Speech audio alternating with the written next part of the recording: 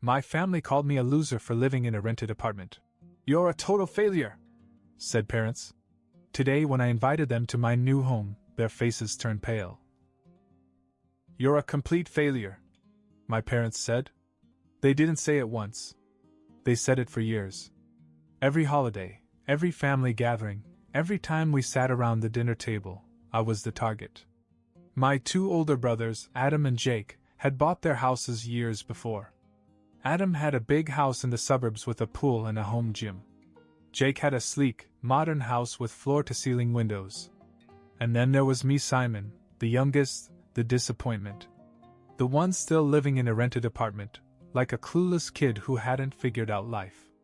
They laughed openly about it. My dad would shake his head and sigh. My mom would say things like, "We're just worried about you," in that condescending tone. Adam would make jokes about how I'd probably be renting forever, and Jake would grin and nod along. But when they needed something help fixing their Wi-Fi, a ride to the airport, money for something urgent, I was suddenly worth talking to. And I knew it. I saw it clearly. But I never argued.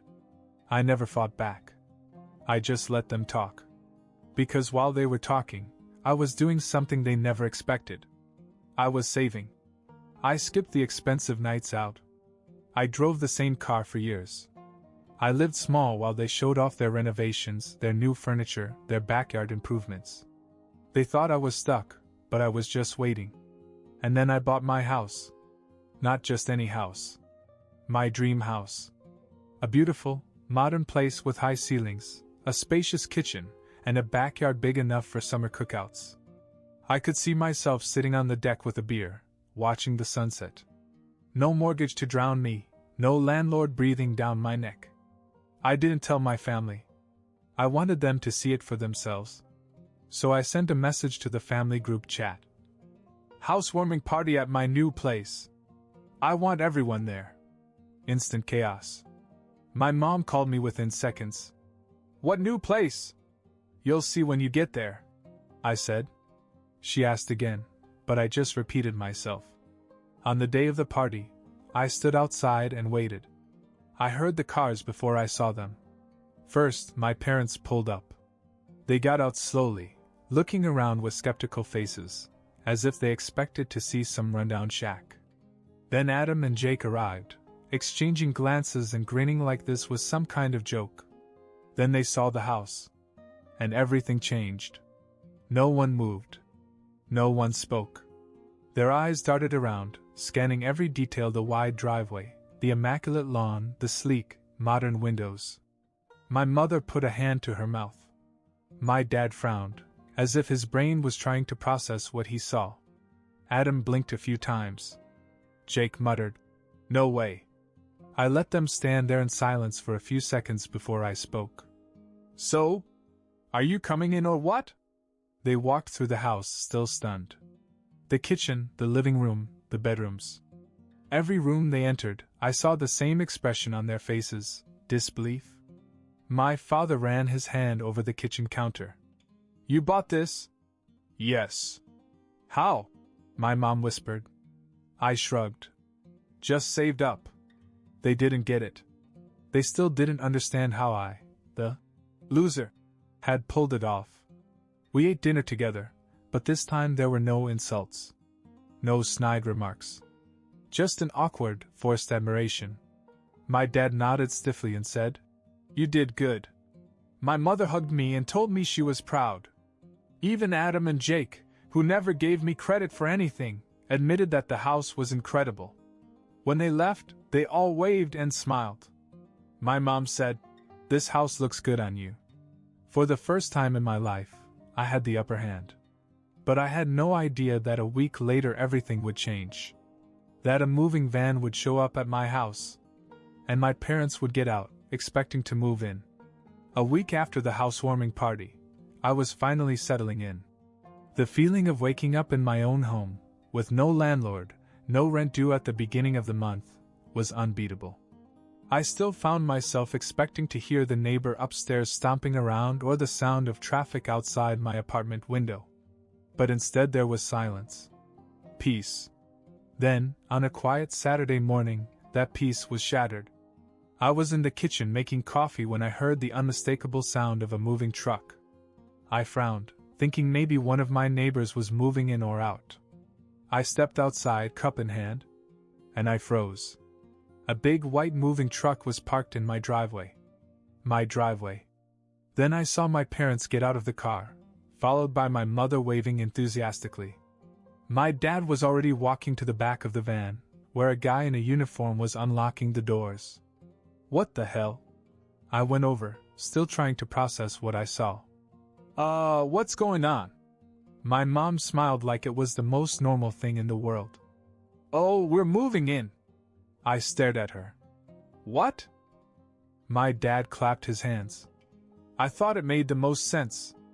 The house is huge, more than enough room for us. He gestured to the moving truck. Got everything packed up. Gonna start bringing it in. I actually looked around, expecting this to be some elaborate prank. But no. The movers were already rolling out a dolly piled high with boxes.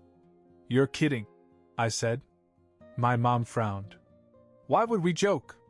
This house is perfect for all of us. And it just makes sense. Your dad and I don't want to keep up our place anymore. Too much work. I blinked. Then sell your house and get an apartment. She waved her hand. Why should we do that when you have all this extra space? Families should be together. I let out a short, stunned laugh. You're not moving in. Now my dad looked irritated. Don't be ridiculous, Simon. You have 4 bedrooms. We already planned this.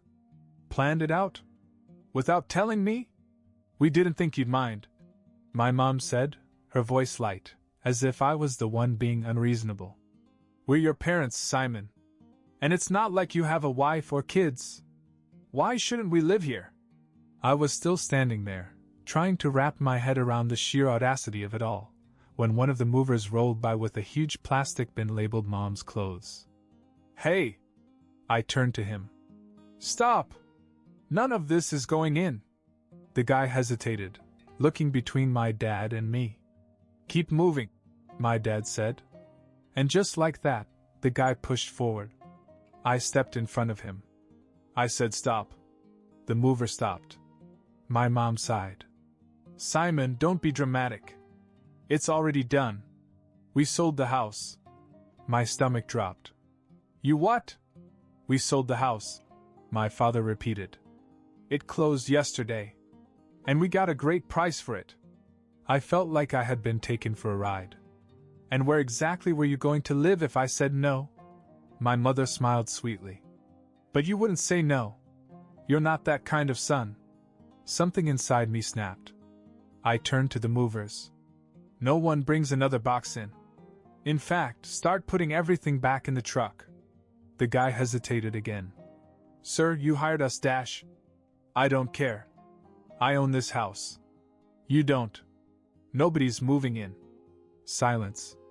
My mom's face twisted in shock, as if she couldn't believe I was actually rejecting her. My dad's jaw tightened. Simon, my mother began again. This is ridiculous. We're your family. I took a deep breath.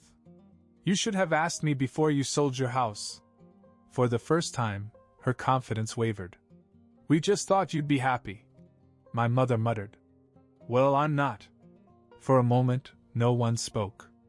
The movers exchanged awkward glances, waiting for someone to make a decision. Then my dad did something I never expected.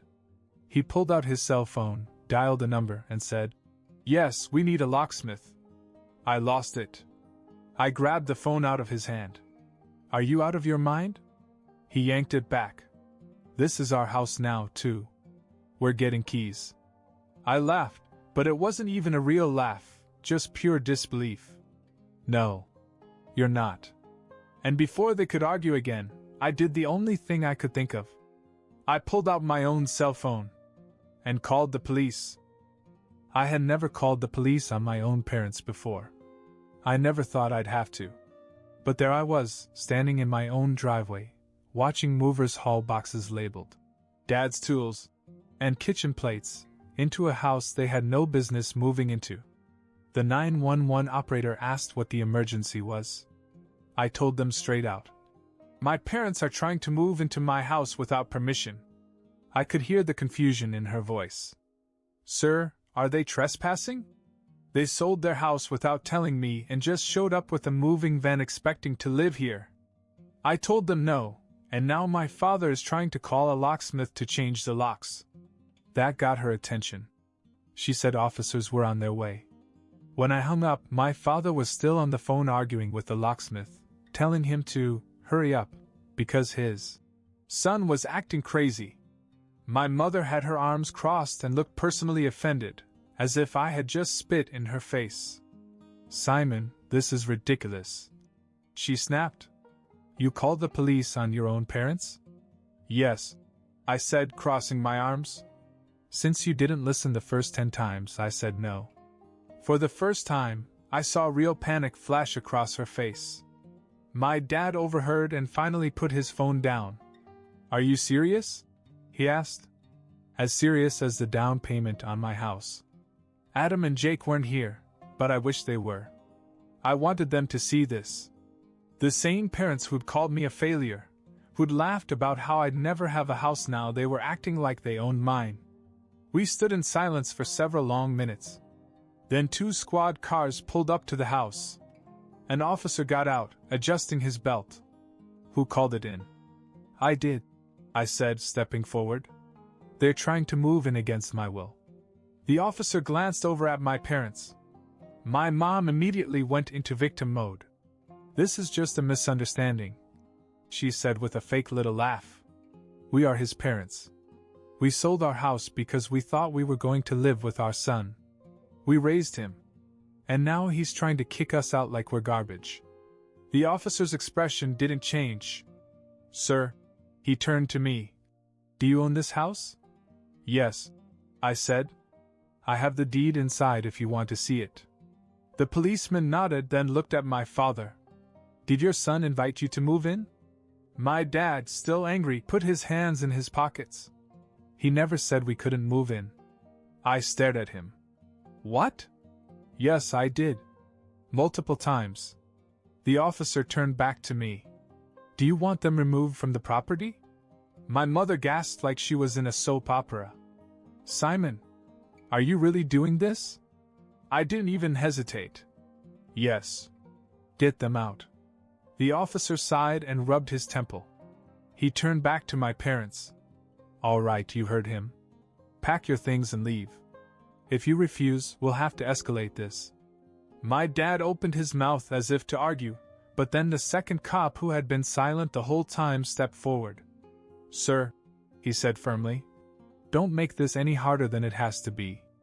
I don't think I'd ever seen my father look so small.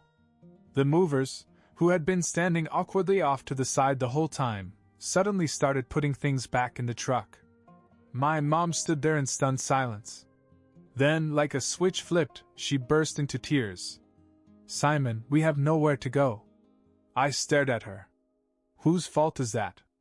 We're your parents, who made a major life decision without asking me first. I wasn't buying the act. I had seen this routine before. The guilt, the emotional manipulation, the tears when they didn't get their way. It had worked when I was a child.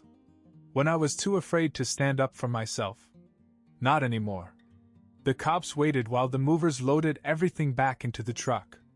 My father, still seething, climbed into the driver's seat. My mom sat next to him, wiping her face and giving me these heartbroken looks like I was some cruel, ungrateful son who had abandoned her. Then they drove off. I let out a breath I hadn't realized I was holding. The officers made sure they were really gone before they went back to their patrol cars. One of them nodded at me. If they come back and try this again, call us. I thanked them and went inside, locking the door behind me. For the first time since I bought this house, it really felt like mine. But I should have known it wasn't over. Because the next day, I woke up to 200 missed calls and texts.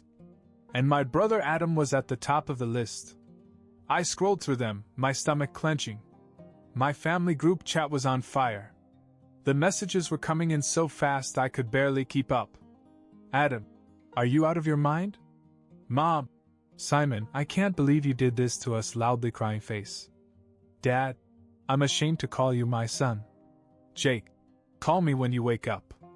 Adam again, you actually called the cops on Mom and Dad? Mom, we're homeless now because of you. Homeless. Right. Because selling their house and assuming they could move into mine without asking was totally my fault. Before I could process all that, my phone rang. Adam. I sighed and picked it up. What? Don't what me? He snapped. What the hell is going on with you? You want a list or just the highlights? You got our parents thrown out by the police. What is wrong with you? I sat up in bed and rubbed my face. They tried to move into my house without asking, sold theirs without telling me, and then Dad tried to change my locks. What was I supposed to do? Adam scoffed. Literally anything but call the cops like some heartless psycho. I laughed. Oh, so I should have just let them take over my house. Let them walk all over me like they always do? Yeah, no thanks. You could have let them stay. He shot back.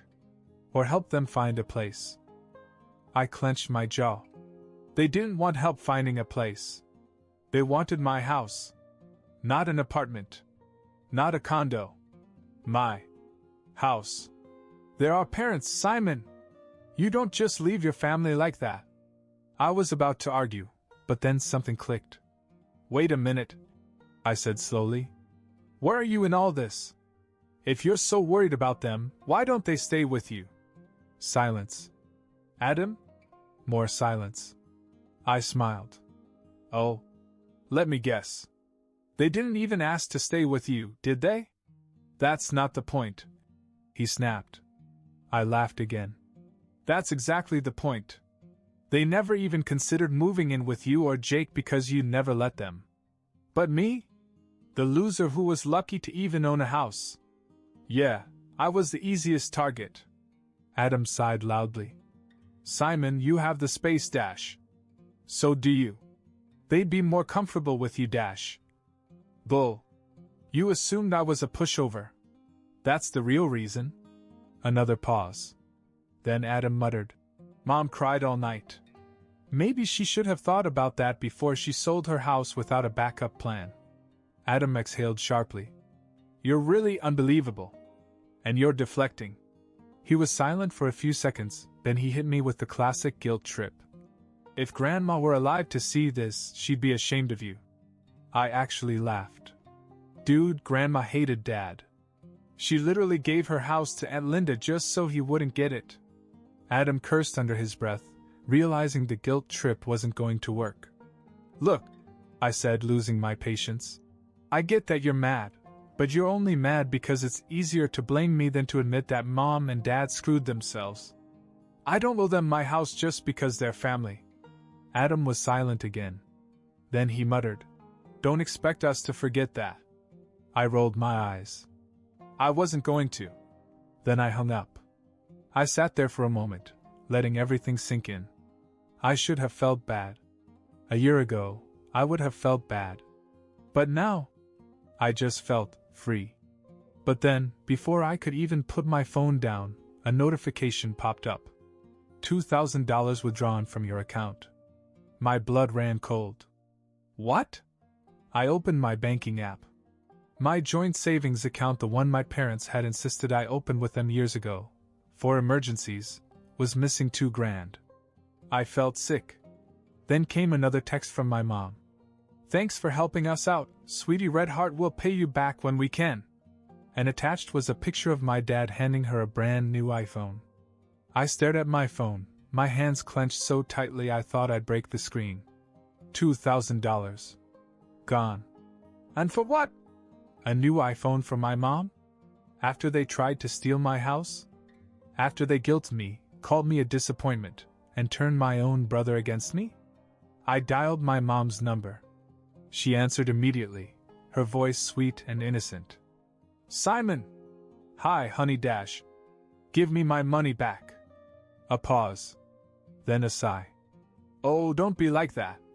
We needed it, and you have plenty. I gritted my teeth. It wasn't yours to take. Simon. she said in that tone she always used when she was trying to be reasonable while completely ignoring what I was saying. We raised you. We sacrificed so much for you. Can't you just help us out a little? You didn't ask. I snapped. You just took it. She scoffed. And what would you have said if we had asked? I didn't even hesitate. No. Exactly, she said, as if she had just proven some brilliant point. So what difference does it make? I laughed, but there was no humor in it. It doesn't work that way. Give it back. We can't. I blinked. What do you mean you can't? It's gone. Gone. Just like that. Are you kidding me? It was an emergency. A brand new iPhone is not an emergency. She huffed. Your dad had to do something to cheer me up after you humiliated us like that. I was speechless. Speechless, actually. You can be mad all you want, she continued, but family takes care of each other. And after what you did, this is the least you owe us. I almost started to scream, but then, something inside me just stopped. I exhaled. Slowly. Then I said, All right. She paused. All right, what? All right, I repeated. Keep the money. Silence. Then she asked carefully. Really? Yep. Keep it. I don't care anymore. She hesitated, probably expecting some kind of trick. When nothing happened, she said, Well, good. I'm glad you finally understand. I smiled. Yes. I understand perfectly. And then I hung up. I sat there for a few minutes, just breathing. Then I went into my banking application and closed the joint account. Next, I blocked my mom's number. Then my dad's. Then Adam's, just for good measure. And just like that, silence. No more phone calls. No more guilt trips. No more being treated like garbage until they needed something from me. At first I thought I'd be angry. That I'd stew over it for days. But the more I sat with it, the more I realized something. I had just bought peace. Sure, it was an expensive price. But $2,000 was a small price to pay for the rest of my life without her drama. And honestly, it was the best money I ever spent.